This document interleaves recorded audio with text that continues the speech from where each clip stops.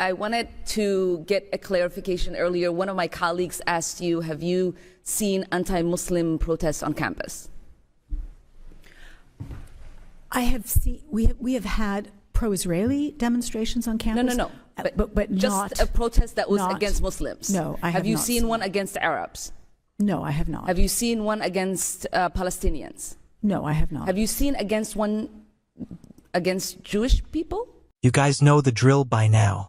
Whenever the squad gets a university president in the hot seat, they're usually looking for one thing, a viral TikTok moment.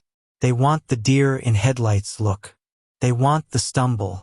But today, Representative Ilhan Omar tried that playbook on Columbia University President Minute Shafi. And let's just say she picked the wrong target. If you want to see what happens when performative politics runs head first into actual adult leadership, you need to watch this clip. Did Omar get her gotcha moment, or did she just get a masterclass in how to run an Ivy League school during a crisis? Let's watch. Have you seen a protest saying we are against Jewish people? No, I have seen. Okay, thank you for that clarification. There has been a rise in targeting and harassment against anti-war protesters because it's been pro-war and anti-war protesters is what it seems like, correct? Correct. There has been. Okay, thank you. Activists on campus, including Jewish students, Black and Brown, Arab and Muslim students. How many of the organizations that were canceled in Columbia involved Jewish students? One of the organizations is called Jewish Voices for Peace. Yes, and encompassed of Jewish students? Yes. Okay, thank you. There was there's been a recent attack on the democratic rights of students across the country. I was appalled to learn that in April, Columbia suspended and evicted 6 students for their involvement in the pro-Palestinian panel event on campus. It happened that all 6 students were arbitrarily targeted after the university brought in a team of private and former police investigators.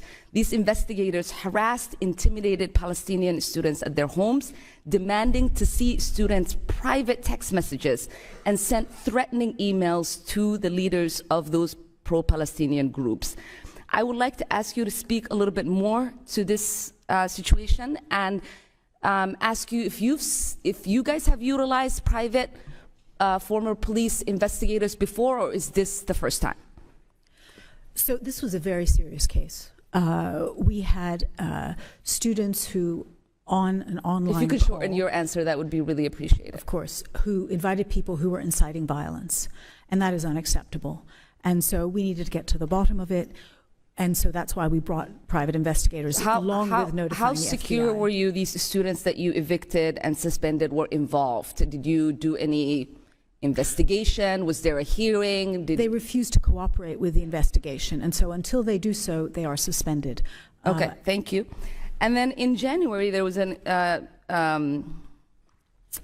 incident involving students that were protesting that were attacked with a toxic chemical substance, leaving many hospitalized. A lot of them did not receive support from the school administrators. Can you speak to what is happening with the investigation, if you all are cooperating, and why weren't the students provided any support after they've experienced that attack? So this is still with the police, and as far as we know, we think it was an odorous substance, and we did reach out to all of those students who said they were affected. Many of them didn't want support. We also it took you guys more than 4 days to reach out to students. No, I don't believe that's correct. Okay, will actually. you respond, give me a written response with the fact that you all responded right away to those students? Yes, I would be happy to do that. All right, appreciate that. And it looks like there's been a lot of doxing and harassment that has taken place. What protections are a student being provided? Yeah. We created a doxing resources group to support students. There were many students who were affected by this. Muslim students, Jewish students, and completely, other students. That group has, we had 90 students reach out to that group to get support in terms of both technical support, legal support, privacy scrubbing, and so on. And before I run out of time, I wanted to ask what do your rules say about professors that harass students online, like Professor Shai Davidar has done, and professors who directly attack you as the president as a coward and a liar? So, as president, I'm used to being attacked, but attacking our students is unacceptable. And in that case, we've had more than 50 complaints about that professor, and he is currently under investigation. Okay, welcome back. Wow. First off, can we just appreciate the difference in temperature here? You have Representative Omar coming in hot, very aggressive, very specific with her framing. And then you have President Shafi, calm, collected, not taking the bait. If you follow American politics, you know this is the classic squad tactic. Whether it's AOC or Rashida Clay or Omar, the strategy is usually to trap witnesses in a box of the Congresswoman's own making. But Shafi refused to get in the box. Right out of the gate, Omar tries to conflate anti-war protests with anti-Muslim protests. She asks, "Have you seen anti-Muslim protests?" Now, a weaker leader might have panicked and said, "Oh yes, of course, hate is everywhere," just to sound empathetic. But Shafi doesn't do that. She distinguishes between political speech and hate speech. She says, "No, I've seen pro-Israeli demonstrations." She refuses to let Omar rewrite the reality of what's happening on the ground. She's basically saying, we are allowed to have political disagreements without you labeling them as hate crimes. That is a crucial distinction that gets lost in Washington, D.C., but it matters on a college campus. Then we get to the part that's going to light up Twitter. Omar is appalled. She clutches her pearls as Columbia used private investigators. She frames it like some dystopian spy movie where poor innocent students are being stalked. But let's look at the facts. Shafi laid out. These weren't kids studying in the library. These were individuals accused of inciting violence. Here is where I think Shafi wins the argument for the average American. If you have people on your campus threatening safety, breaking rules, and refusing to cooperate with standard investigations, what is a president supposed to do? Just shrug? No. You hire the pros. You find out who they are.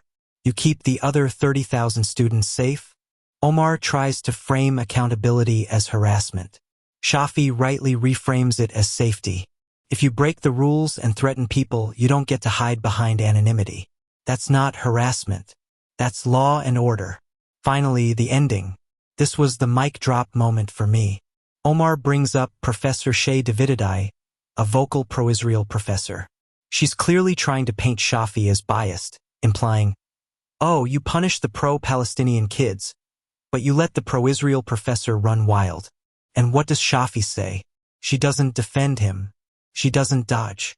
She just drops the hammer. He is under investigation. We have 50 complaints and we are handling it. You could see the wind go out of Omar's sails. That is the definition of neutrality. Shafi proved she isn't on Team Israel or Team Palestine. She is on Team Columbia. She is applying the rules to everyone.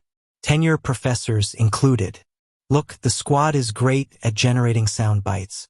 They are great at passion. But running a university isn't about passion. It's about policy.